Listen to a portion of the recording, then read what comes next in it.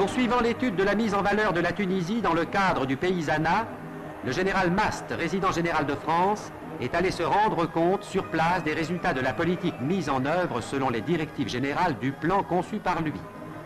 C'est pourquoi nous entreprenons aujourd'hui avec lui une longue tournée dans les diverses provinces agricoles du centre et du sud.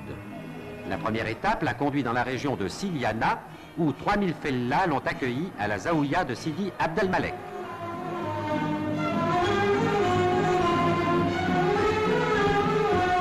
Reçu par Si Mohamed Dinguizli, caïd de Siliana, et par les autorités administratives locales, le résident, au milieu des acclamations populaires, a assisté à une démonstration du nouveau matériel mis par la coopérative de motoculture, récemment créée à Siliana, au service des agriculteurs de la région. Ce matériel permettra d'accroître dans de notables proportions la production des terres. En effet, les agriculteurs qui utilisent les méthodes modernes ont cette année récolté en moyenne 11 quintaux de céréales à l'hectare, alors que les fellahs qui en sont restés aux anciens moyens n'ont obtenu que 2 quintaux à l'hectare. La coopérative de Siliana a résolu le problème de l'achat du matériel. Les résultats ne se sont pas fait attendre. En 6 mois, le nombre des Tunisiens inscrits à la coopérative a quadruplé. Comme l'a exprimé le résident général, si cette voie était suivie par tous les Tunisiens, les récoltes généralement déficitaires deviendraient normalement excédentaires et l'économie entière du pays changerait d'aspect. Non seulement la Tunisie pourrait dans ce domaine suffire à ses besoins et peut-être exporter une partie de ses récoltes, mais encore l'augmentation des revenus qui en résulterait amènerait une augmentation plus sensible du niveau de vie de la population.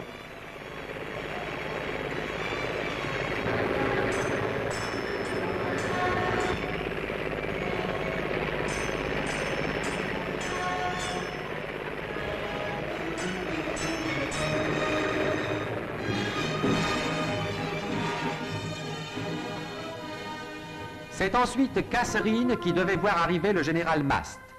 Depuis plusieurs jours, venant des hautes steppes, des milliers de fellahs descendaient vers le lieu de ce rendez-vous grandiose entre la population d'une province et le représentant du grand pays tutélaire.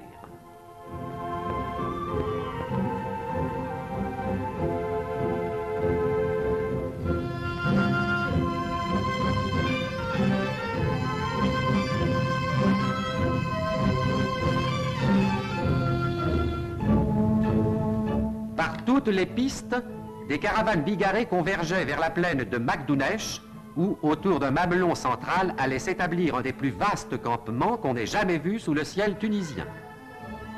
Là, sur l'immense terre-plein que barre la masse sombre du Kef Chambi, toute une population pittoresque et mouvante devait animer pendant plusieurs jours cette ville de toile née en une nuit. Rassemblement gigantesque et multicolore, étonnante symphonie de couleurs, sur laquelle le vent du désert soulève une poussière d'or.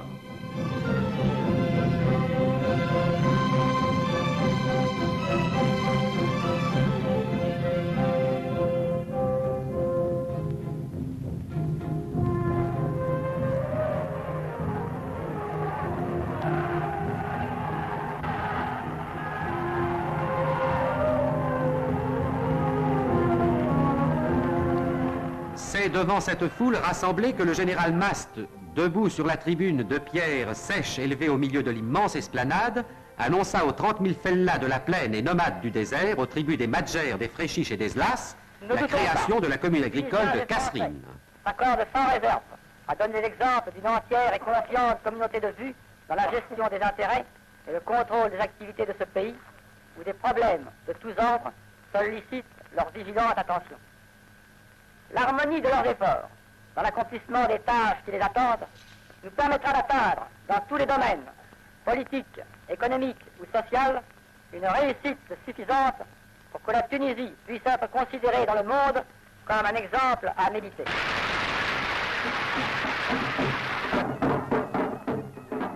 Au milieu de la joie générale, le premier Français de Tunisie reçoit ensuite les présents symboliques des populations.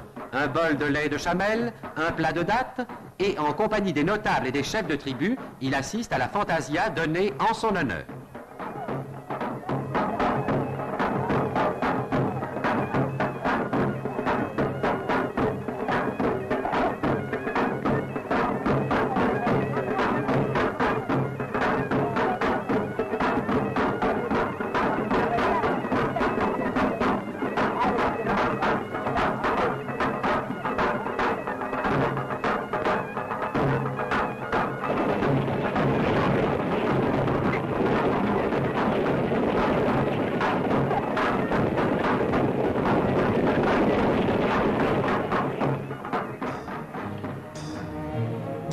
le résident général, aux acclamations des citoyens de la nouvelle commune, reprend sa route vers d'autres terres où il ira apporter et annoncer les nouvelles marques d'intérêt portées par la France à la Tunisie laborieuse.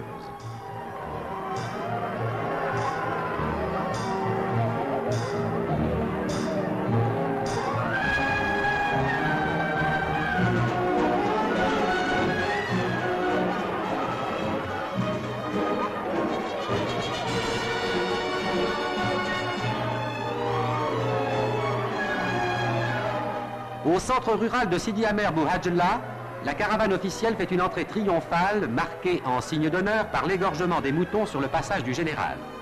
À nouveau, le rite patriarcal des offrandes se déroule.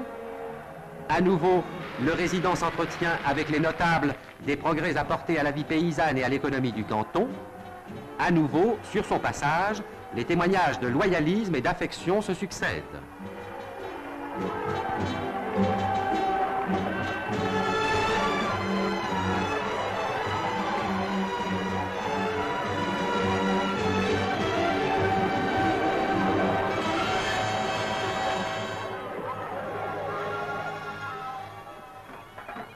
À nouveau encore, une fantasia fête la visite attendue et les nouveaux bienfaits qu'elle annonce.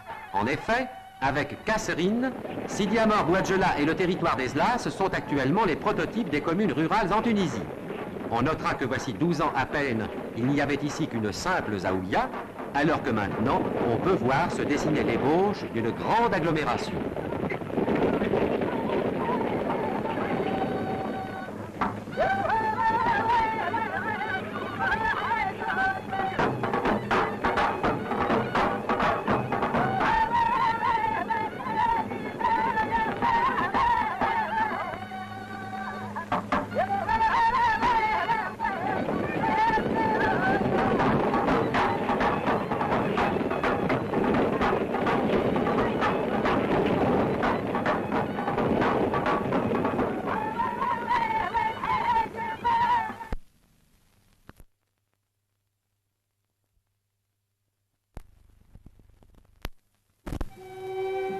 Sidi Amer Bouhadjela est en effet une réussite.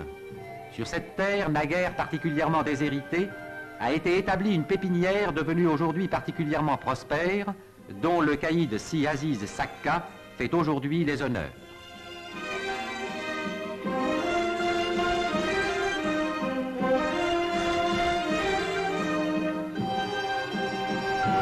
Les puits, nouvellement forés, donnent maintenant les possibilités d'irrigation si longtemps refusées à ce sol aride.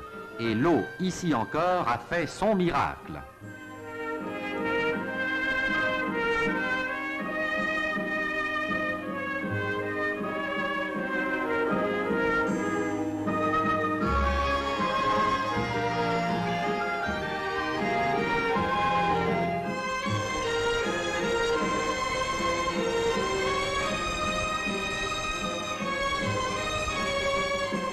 À Sidi Bouzid, la prospérité est également venue.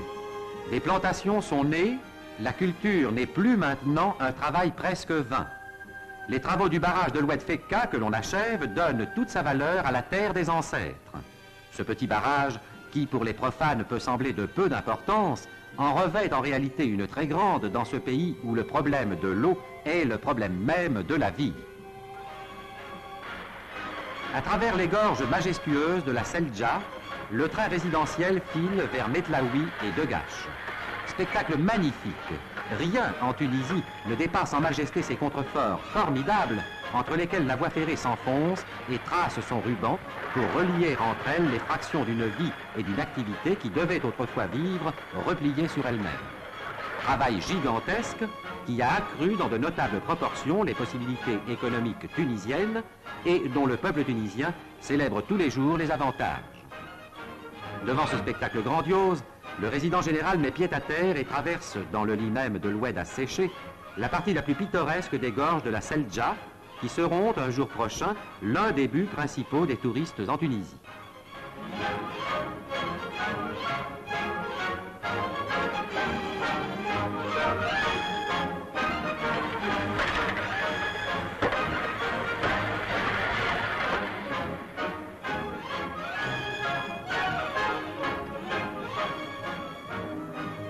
À Degache, ensuite, le général Mast devait recevoir le salut des anciens combattants qui portent sur leur poitrine le témoignage éclatant de la reconnaissance française.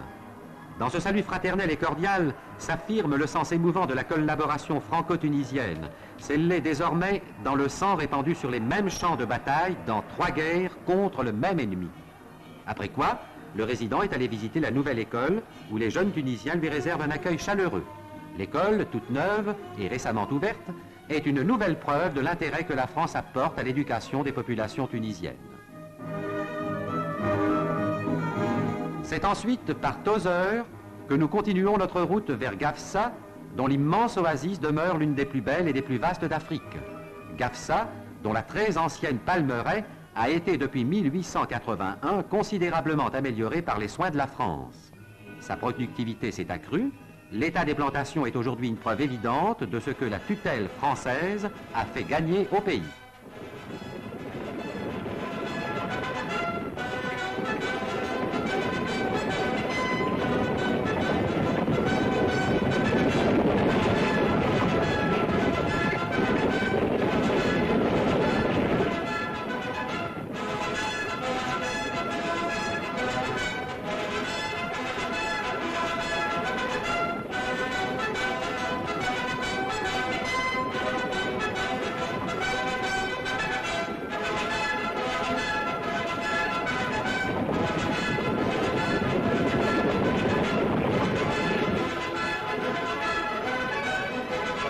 Dans Gafsa, les populations rangées devant les remparts vieux de 9 siècles marquent aux représentants de la France l'attachement qu'ils portent à la fois à son pays et à sa personne. Gafsa d'ailleurs vient d'être enrichi de nouvelles constructions dont le modernisme s'allie aux traditions architecturales tunisiennes.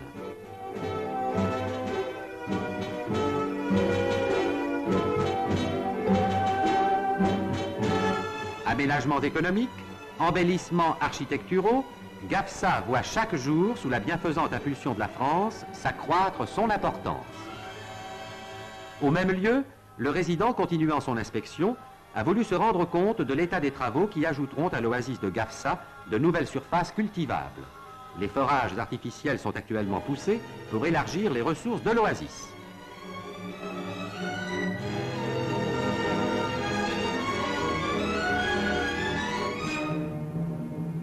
Et c'est sur ce tableau de travail productif que le général Mast, après un adieu temporaire et solennel aux populations du Sud, a regagné Tunis.